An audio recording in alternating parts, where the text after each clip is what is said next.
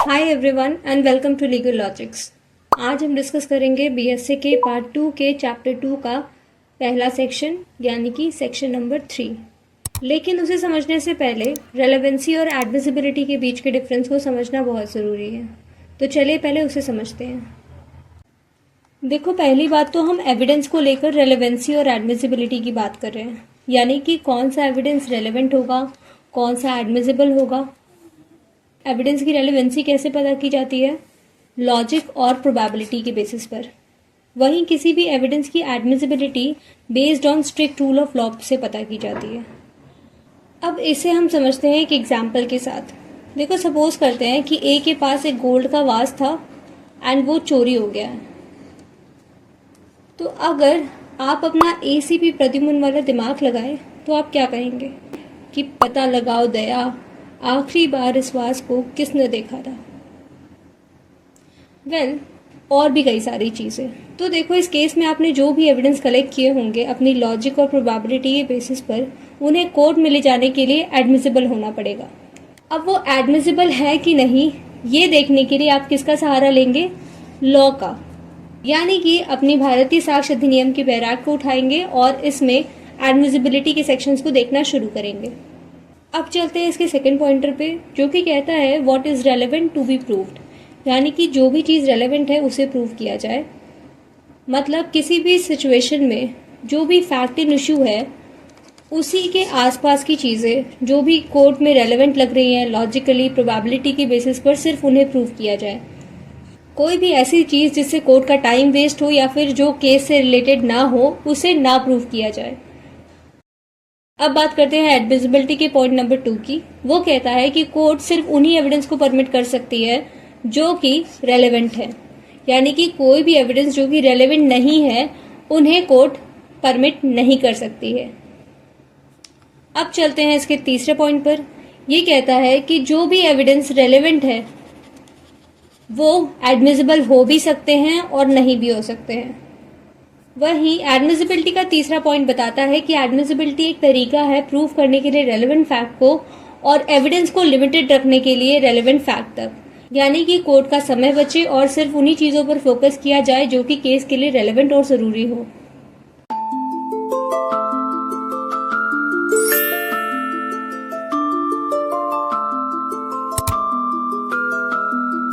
देखो, पार्टीज को जो भी एविडेंस मिले हैं उन्हें एडमिसिबल भी होना चाहिए।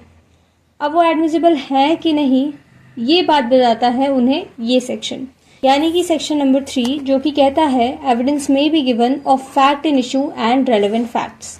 यानी कि ये बताता है कि किसी भी सूट या प्रोसीडिंग में कैसे एविडेंस दिए जा सकते हैं। देखो, इस सेक्शन के पहले ही कुछ वर्ड से हम समझ जाते हैं कि ये सेक्शन बात किसकी कर रहा है? एडमिसिबिलिटी की। सिंपली कहे तो ये सेक्शन कहता है कि किसी भी सूट या प्रोसीडिंग में ऐसे एविडेंस दिए जा सकते हैं जो कि किसी भी फैक्ट इन इशू या रेलेवेंट फैक्ट या फिर किसी अदर फैक्ट के एग्जिस्टेंस या फिर नॉन एग्जिस्टेंस की बात कर रहे हो, एंड ऑफ नो अदर। लेकिन इसमें दो चीज़ें बहुत ध्यान देने वाली है। ये सेक्शन कहता है of such other facts as hereinafter declared as relevant. यहाँ हेयर इन आफ्टर से मतलब है सेक्शन 3 से लेकर सेक्शन 50 तक के प्रोविजंस का, यानी कि किसी भी सूट या प्रोसीडिंग में ऐसे एविडेंस दिए जा सकते हैं जो कि किसी भी फैक्ट इन इशू के एग्जिस्टेंस या फिर नॉन एग्जिस्टेंस की बात कर रहे हो, या फिर सच अदर फैक्ट्स जिन्हें इन सेक्शन के बीच में रेलेवेंट बताया हो, एंड ऑफ नो अदर, यानी कि इसके अलावा और किसी भी एविडेंस को कोर्ट में एडमिसिबल नहीं लिया जाएगा। अब देखो, इस सेक्शन का एक्सप्लेनेशन सिंपल सी बात कहता है कि अगर कोई पर्सन है जिसे रोका गया है सिविल प्रोसीजर से रिलेटेड किसी भी फैक्ट के एविडेंस देने को, तो वो उस फैक्ट के एविडेंस को और किसी भी लॉ से नहीं दे सकता और इस सेक्शन के थ्रू भी नहीं दे सकता है। अब देखते हैं सेक्शन 3 से रिलेटेड इंपॉर्टेंट केस को, Ram Bihari Yadav versus state of Bihar. देखो, इस केस में सुप्रीम कोर्ट ने कहा कि रेलेवेंसी और एडमिसिबिलिटी अक्सर सिनोनिम्स की तरह यूज किए जाते हैं, लेकिन उनका लीगल इम्प्लीकेशन एक दूसरे से डिफरेंट है। इसके लिए हमें वापस चलना पड़ेगा एडमिसिबिलिटी और रेलेवेंसी के डिफरेंस पर। Facts which are relevant are not necessarily admissible and facts which are admissible are not necessarily relevant. तो इसे अच्छे से समझने के लिए एग्जाम्पल की मदद लेते हैं। देखो, वो क्वेश्चन जो कि क्रॉस एग्जामिनेशन में परमिट किए जाते हैं टू टेस्ट द वेरासिटी या फिर to impeach credit of witness, वो वैसे तो रेलेवेंट नहीं है लेकिन कोर्ट में एडमिसिबल होते हैं। तो रेलेवेंट ना होते हुए भी ये एडमिसिबल हैं under section 142 and section 149 of the PSA।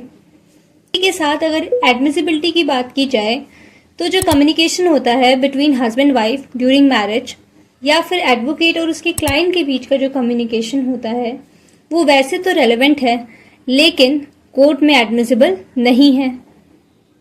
So I hope आपको ये सेक्शंस एंड सारे एग्जाम्पल्स अच्छे से समझ में आ गए हो। मैं आपसे जल्दी मिलूंगी अगली वीडियो के साथ जिसमें हम एक बहुत इंपॉर्टेंट सेक्शन समझने वाले हैं, section 4। So stay tuned and do like, subscribe and comment below this video.